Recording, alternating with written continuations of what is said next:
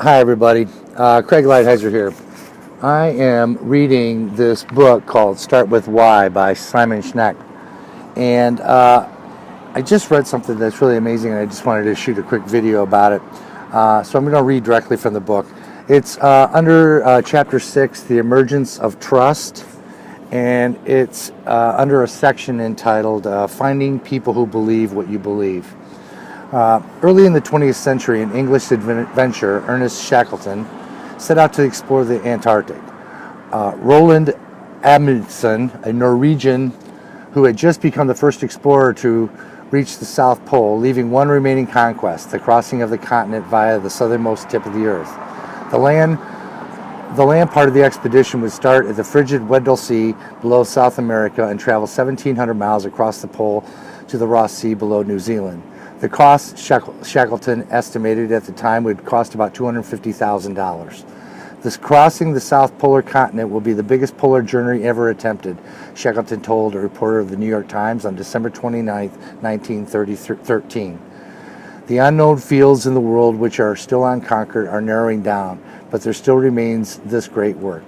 On December 5, 1914, Shackleton and his crew of 27 men set out on the Weddell Sea on the Endurance, a 350-ton ship that had been constructed with funds from private donors, the British government, and the Royal Geographical Society. By then, World War I was raging in Europe, and money was growing more scarce. Donations from English school children paid for the dog teams, but the crew of the Endurance would never reach the continent of Antarctica. Just a few days out of South Georgian Island, the southern Atlantic, the ship encountered mile after mile of pack ice and was soon trapped as the winter moved in early with fury. Ice closed in around the ship, making like an almond in a piece of toffee, a crew member wrote. Shackleton and his crew were stranded in the Antarctic for 10 months as the Endurance drifted slowly north until the pressure of the ice floes finally crushed the ship.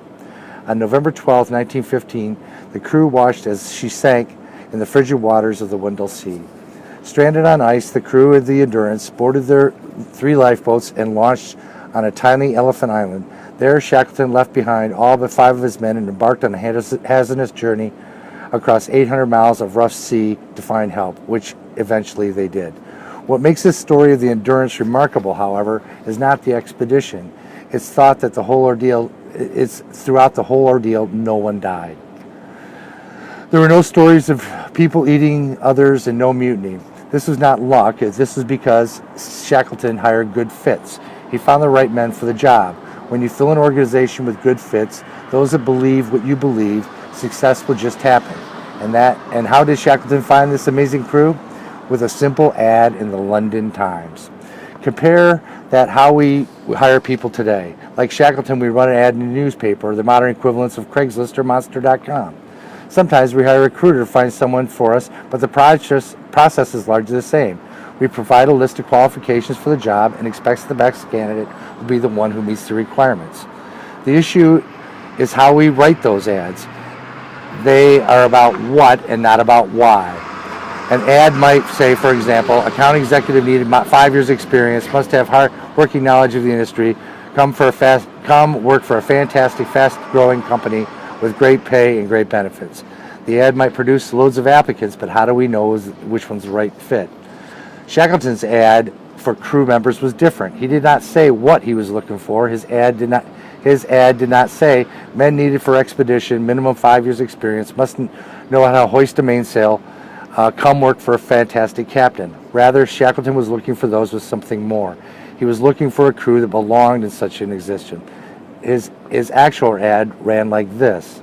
Men wanted for hazardous journey, small wages, bitter cold, long months of complete darkness, constant danger, safe return doubtful, honor and recognition in the case of success. Not only were the people who applied for this job were those who read the ad and thought it sounded great, they loved the insurmountable odds. The only people who applied for the job were survivors. It just goes to show you that it is about the why. Why am I doing something? Why am I asking you to join my team? Do you believe in the same things I believe in? That's just a quote today from Start With Why by Simon Sinek. If you like that, click on my links below. I'd love to discuss this book or talk to you more about it, or hook me up on Facebook. Click on my links and you'll see me on Facebook. With that, have a great day.